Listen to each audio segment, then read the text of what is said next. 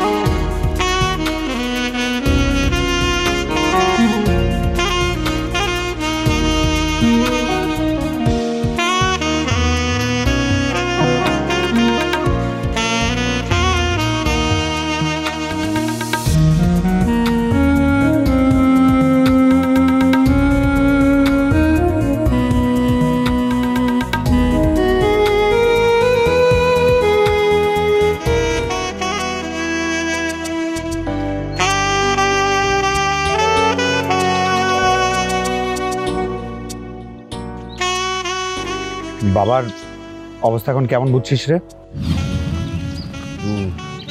ভালোই তো আছে মনে হচ্ছে।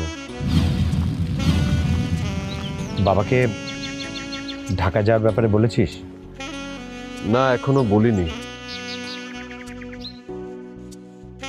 কখন বলবি? এখন বলবি না? ভাইয়া এত অস্থির হচ্ছে কেন? মাত্র তো এলাম, কয়টা দিন একটু ঘুরি ফিরি, গ্রামটা দেখি। ভালোই তো লাগছে। হ্যাঁ, ভালোই লাগছে তো সবার। কেউ কেউ তো পুকুরে নেমে গোসলও করছে। সীমানাকে তো খুব এক্সাইটেড দেখলাম। হ্যাঁ, এক্সাইটেড হওয়াটাই তো স্বাভাবিক। সবাইকে তার কারিশমা দেখাতে পারছে। ভাইয়া তুমি এভাবে কেন বলছো? ভাবি ট্যুরটা এনজয় করছে, করুক না। She is here to enjoy the tour. বাবাকে ঢাকায় যাওয়ার জন্য কবে বলবি? এখনো ভাবিনি, কিন্তু বলবো। আচ্ছা ঠিক আছে, বাবাকে যেহেতু ঢাকায় যাবার কথা বলতে পারছিস না, তাহলে আমার প্রবলেমের কথাটা বল। ভাইয়া আমি বলতে তো চাই, কিন্তু বাবার মুডটাও তো বুঝতে হবে। তুই কিন্তু কথা দিয়েছিলি এখানে এসে বাবার কাছে কথাটা তুল। কি নোমান, ও কথা দিয়েছিল না?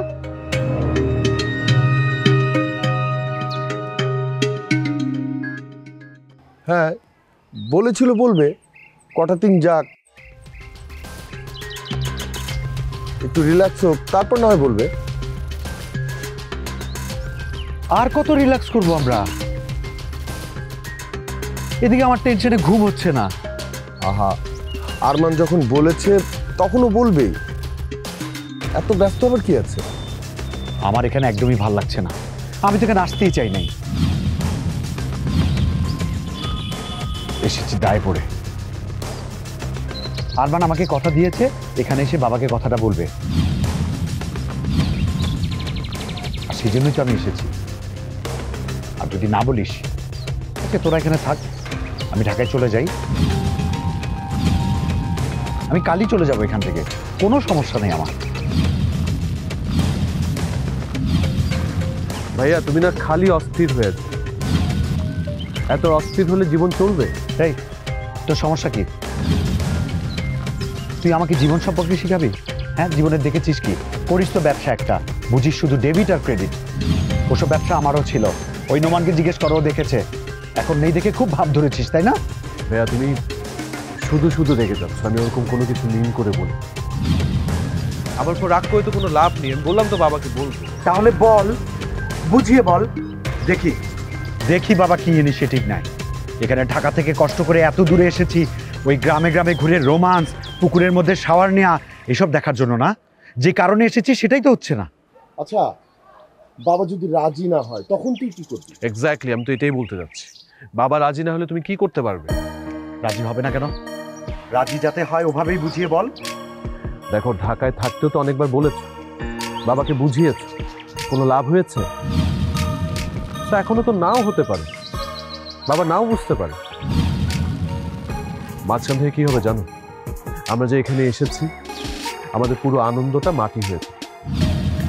তার চেয়ে বরং এখন চুপ থাকি, বাবাকে প্রথমে ঢাকায় নিয়ে যায়, তারপরে বলি, সেটা বরং বেটার হয় না? না, বেটার হয় না। তুই আজই বাবাকে বলবি, আর যদি বলতে না পারিস আমাকে এখনই জানিয়ে দে। আমি এই মুহূর্তে আমার বউকে নিয়ে ঢাকায় চলে যাব। আচ্ছা ঠিক আছে, আমি পরিবেশ পরিস্থিতি বুঝে বাবাকে বলব। আমাকে আর রিমাইন্ডার দিতে হবে না ভাইয়া, আমি বুঝতে পেরেছি। আরেকটা কথা, তুমি যে কয়দিন এখানে আছো একটু ঠান্ডা মাথায় পুরো জায়গাটাকে একটু ঘুরো, একটু রিল্যাক্স করো। আমি বলছি তো, আমি সুযোগ পেলে বাবাকে বলবো। না, তুই একা একা বাবাকে বলবি কেন? বলতে হলে আমাদের সবার সামনে বলবি। না আরমান, আগে আরমানকে বলতে দে, বাবা কি রিপ্লাই দে, তারপর সেটা বোঝা যাবে। কাজটা তো হলেই হলো, এভাবে সবাই মিলে ফোর্স করলে তো লাভ নেই। এসেছিস, চুপচাপ থাক, আমরা তো আছি। ওকে ঠিক আছে, তোরা যেহেতু দায়িত্ব নিলে অবশ্যই এটা সমাধান করে দিবি। আমি তাহলে যাই রে, দেখি লিসা কোথায় আছে।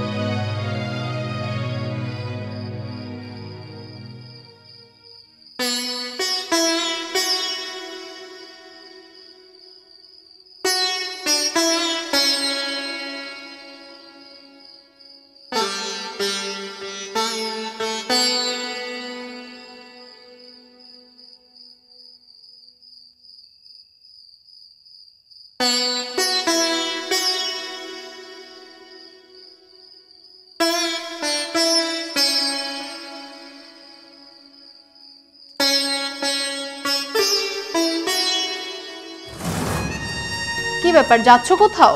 হ্যাঁ। তোমাকে তো এই শার্টটা তো অনেক সুন্দর লাগছে। Thank you. কফি খাবে না? কফি দে। কি হলো? এত সহজ তো দিব না, আগে আমাকে কিছু দাও। দেখ আমি একটা কাজে যাচ্ছি, আমার তো সময় নেই, কফিটা খাওয়ালে দে, না হলে নিয়ে যা। আগে বলো কিছু দিবে। আচ্ছা এসে দিব না, দে না রে বাবা। শিওর? শিওর। সরি, আমি বুঝি নাই। এইটা তুই কি করলি? আমি আমার এমনি সময় নেই, তুই আমার শার্টটা নষ্ট করেছিস। একটু আগে একটা শার্ট রেডি করে রেডি আসলাম, দেখে গেছি ওটা বোতাম কাটা। তোর কি মাথায় কিচ্ছু নেই? আমি ধুয়ে দিব, সমস্যা নেই, আমি ধুয়ে দিব। তুই এটা ধুবি, তারপর এটা শুকাবে, তারপর আমি বাইরে যাবো, তাই না? যত সব পাগল ছাগল কোথাকার।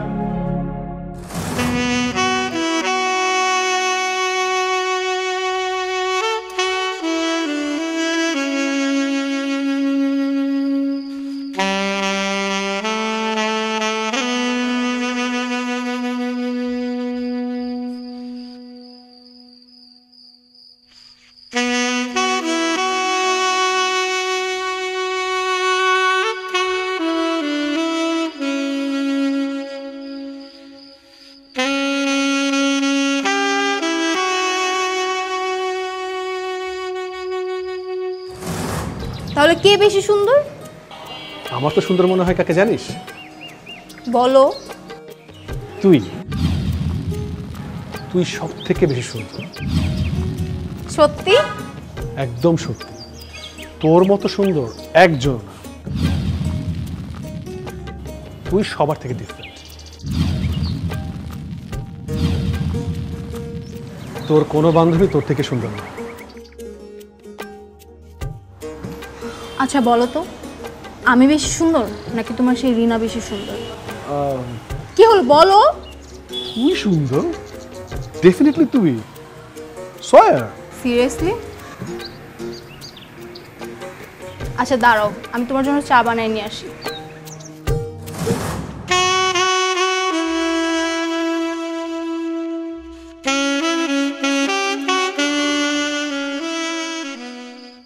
তুমি আছো আমি আছি তাই অনুভবে তোমারে যে পাই,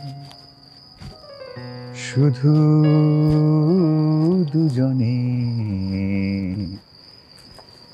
এই রাতে দুটি প্রাণে, এই রাত তোমার আমার, শুধু দুজনা এই রাতে দুটি প্রাণী।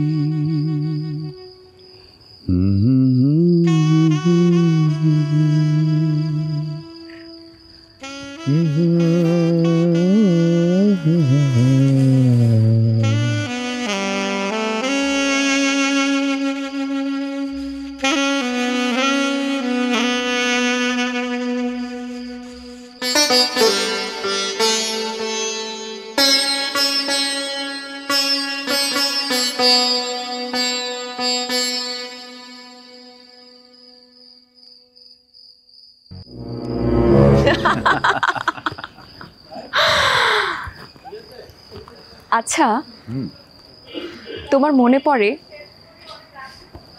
তুমি লাস্ট কবে আমাকে এভাবে জড়িয়ে ধরেছিলে?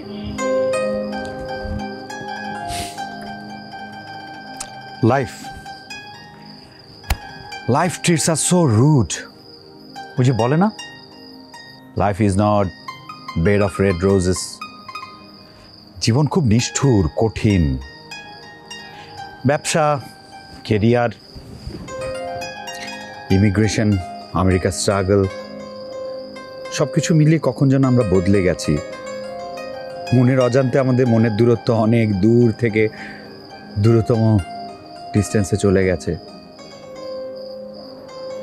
আমি বুঝতে পারছিলাম, মাঝে মাঝে তোমার কথা ভেবে আমার মনে হতো সব কিছু ছেড়ে দেই, শুধু তোমার হাতটা ধরে থাকি, তোমার চোখে চোখ রেখে কথা বলি। বাট আশপাশে যখন তাকাই, চারিদিকে শুধু অসুস্থ প্রতিযোগিতা, সামনে এগিয়ে যাওয়ার, উপরে ওঠার এক অসুস্থ প্রতিযোগিতা। কি করবো বলো, নিজেরও লোভে ধরে যায়।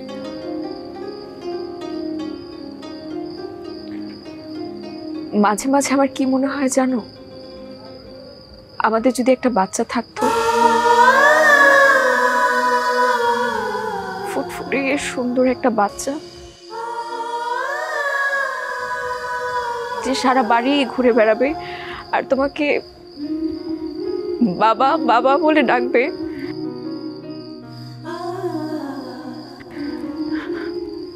আমাকে মা মা বলে ডাকবে।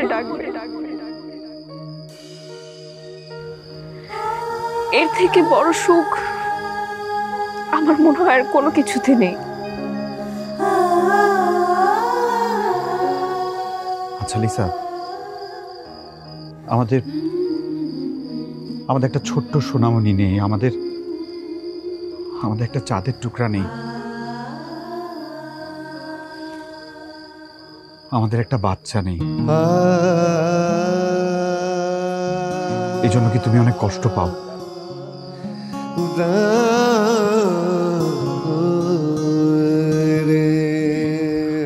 কষ্টটা আমি মেনে নিয়েছি, কিন্তু আমার খারাপ লাগে যখন আমার মনে হয় আমি তোমাকে এই সুখ থেকে বঞ্চিত করেছি।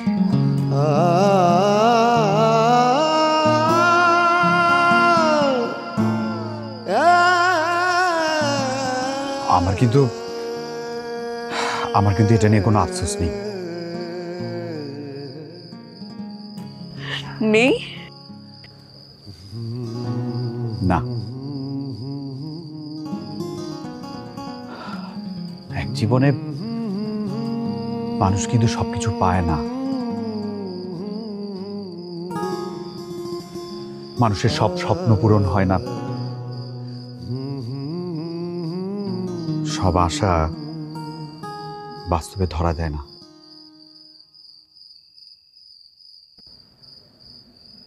তুমি যেমন মা না হতে পাওয়ার কষ্টটা মেনে নিয়েছো,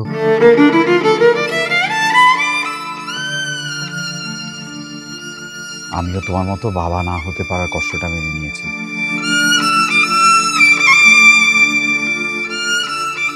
তুমি যদি এত বড় একটা অপূর্ণতা মেনে নিতে পারো, তোমার ভালোবাসার মানুষ, তোমার জীবন সঙ্গী, তোমার হাজবেন্ড হয়ে আমি কেন সেটা মানতে পারবো না বলো? মাঝে মাঝে তুমি আমাকে এত সুন্দর করে বোঝাও, আমি আমার সব দুঃখ ভুলে যাই।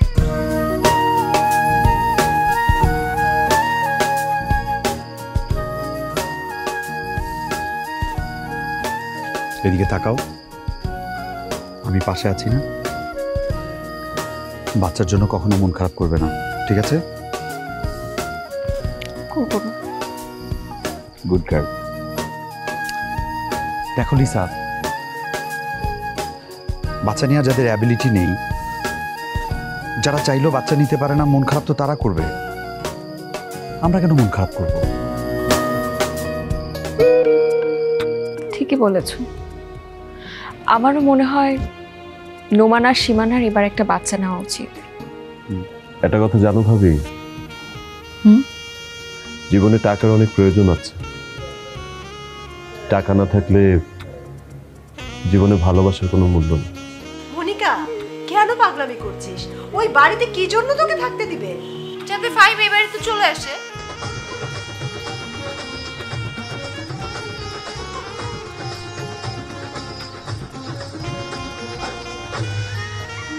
এমনি বসে আছি। ওদিকে এসো, নাচের অনুষ্ঠান হচ্ছে। তুমি এখানে একা বসে আছো কেন? ওসব আমার ভালো লাগে না। বৌমা যে এত ভালো নাচে, ওই আমাকে তো আগে বলনি।